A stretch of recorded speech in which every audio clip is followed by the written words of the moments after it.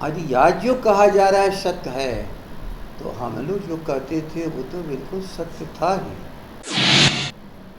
पदों की नीलामी हो रही है, सारे जनता भ्रष्टाचार से त्राह त्राह कर रही है। पूरे बिहार में सरकार के एक टैक्स चल रहा है जिसका नाम है आरसीपी टैक्स। नमस्कार, मैं हूं श्रुति और आप देख रहे हैं बिहार इन शॉर्ट्स। हाल में खबर आई है कि आरसीपी सिंह पे इल्ज़ाम लगा है कि वो 2013 से 2022 तक में अनवरत संपत्ति अर्जित किए हैं। आपको बता दें कि उन पे 40 बीघा ज़मीन को अपने नाम करने का इल्ज़ाम लगा है और ये जदयू के नेताओं के द्वारा ही लगाया गया है। उनके द्वारा ही पूरा इस संपत्ति का ब्यौरा जुटाया गया है, जिसके बाद आरसीपी सिंह से सवाल पूछा गया है कि इतने जो कार्यकाल थे उनके, उसमें ये संपत्ति कहाँ से अर्जित की है और ये पैसा कहाँ से आया। आपको बता दें कि सीधा मामला भ्रष्टाचार का है। इसमें राजद के प्रदेश अध्यक्ष जगदानंद सिंह जी ने क्या कुछ कहा है, आप वीडियो में देखिए। स्पष्टीकरण मांगा है, कुछ जायदाद उन्होंने खरीदे हैं और वो जायदाद 2013 से 2022 के बीच जब ये नीतीश कुमार जी के साथ में रहे हैं उस दरमियान का है, और स्पष्टीकरण मांगते हुए कि ये किस तरह से खरीदा है, किस पैसे से खरीदा है, कहाँ से ये पैसा आया है, इन सब चीज़ों का जिक्र है। इसको लेकर के आरजेडी का स्टैंड क्या है? आरजेडी के लोग तो हम लोग जानते भी नहीं हैं कि वो क्या लिखा है, क्यों लिखा है। उस विषय में वो कौन सा अपराध थे जिसके बारे में लिखा है। लेकिन 13 से लेके अब तक का जो समय गुजरा है, हो सकता कि 1 माह अलगाव दिख रहा हो, लेकिन बाकी तो समय एक साथ लोग रहे हैं। और बराबर कहा जाता था लोगों के द्वारा, हम लोग कोई इसके गवाह नहीं है, न किसी दस्तावेज को हम लोग देखे हैं, कि पूरे बिहार में सरकार के एक टैक्स चल रहा है जिसका नाम है आरसीपी टैक्स। तो टैक्स कलेक्टर अपने आप में एक एम्प्लॉय होता है। तो एम्प्लॉयर कौन है? यदि एम्प्लॉय दोषी है तो एम्प्लॉयर को निर्दोष तो कहा नहीं जा सकता। और जिस एम्प्लॉय के बारे में पूरे बिहार को शिकायत थी, तो इसकी एम्प्लॉयर, उसके साथी, उसके सहयोगी, या मत कहिए तो उसके निर्माता, अफसर से लेकर के भारत की सरकार की लंबी यात्रा जिनकी कृपा से हुई, और बिहार की जनता चिल्लाती रही, भ्रष्टाचार बढ़ता रहा, अफसर कराहता रहा, और अफसरों ने उस पैसे को जुटाने के लिए हंटर मारते मारते जनता को तबाह कर दिया। अब पता नहीं दोनों में क्या मामला है, मैं नहीं जानता हूँ।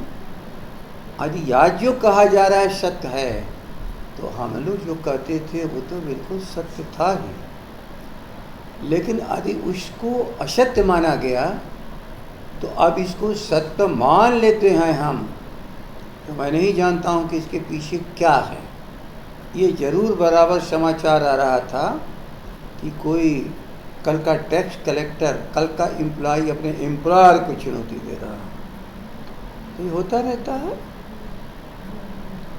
लालू प्रसाद को भी चुनौती ऐसी मिलती रही है, और उस समय एम्प्लॉय मजबूत रहा, एम्प्लॉयर को ही जेल में कर दिया, भुगत रहे हैं। अब मैं देख रहा हूँ कि आज का एम्प्लॉयर अपने एम्प्लॉय के बारे में अंतिम परिणाम क्या निकलता है। लेकिन जो आप लोग पूछ रहे हैं, मैं उसमें केस के मेरिट को नहीं जानता हूँ। लेकिन यदि जदयू के सक्षम प्राधिकार ने ये सवाल को उठाया है, तो ये सवाल अंत में बिहार की जनता के सामने खड़ा सवाल हो जाएगा कि वर्षों से जो कुछ भी आम जन कहता था, पदों की नीलामी हो रही है, सारे जनता भ्रष्टाचार से त्राह त्राह कर रही है, और उसके सबसे बड़े अस्त्र थे आरसीपी। तो ये ब्रह्मास्त्र तो जिनके हाथ में था, अब उसके प्रयोगकर्ता पर सवाल बन जाएगा। अब सवाल है कि जदयू कैसे इस मामले से निपटती है। यदि वह निर्दोष है तो दोषी आज क्यों, और आज दोषी है 9 वर्षों के कार्यकाल का, 10 वर्षों के कार्यकाल का। ये कार्यकाल तो मुझे लगता है कि उनका लंबा है, ये 17 साल, और उसके पहले केंद्र के मंत्रालय में सहयोगी। तो इतने लंबे समय तक इस सहयोग का आधार क्या था, और जब बिलगाव हुआ तो उसका क्या कारण है। यह सवाल 12, 12.5 करोड़, 13 करोड़ जो भी बिहार की जनता है उसके मन में उठ जाएगा। इसलिए सवाल ये बड़ा है, और बहुत जल्दी राष्ट्रीय जनता दल इसके बारे में कोई अपनी राय नहीं बना सकता है। लेकिन पहले राय उन्हें बनाने दिया जाए जहाँ सहयोग चलता रहा, सहयोग से कराती थी बिहार की जनता। अब असहयोग का कारण क्या है।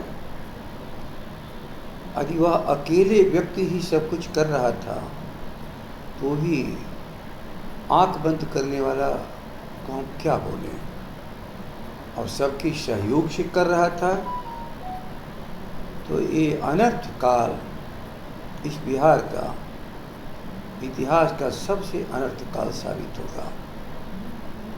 बाकी बात तो आने दीजिए, इसके बाद जरा हम लोग भी तो समझ जाएं है क्या। अगर आरसीपी सिंह आरजेडी में आना चाहेंगे तो क्या आप लोग रखिएगा? अगर आरसीपी सिंह आरजेडी में आना चाहेंगे तो आप लोग रखिएगा? क्या ऐसे दागी लोगों को कभी आरजेडी ने पनाह दी है? इन्हें पनाह दिया जाएगा?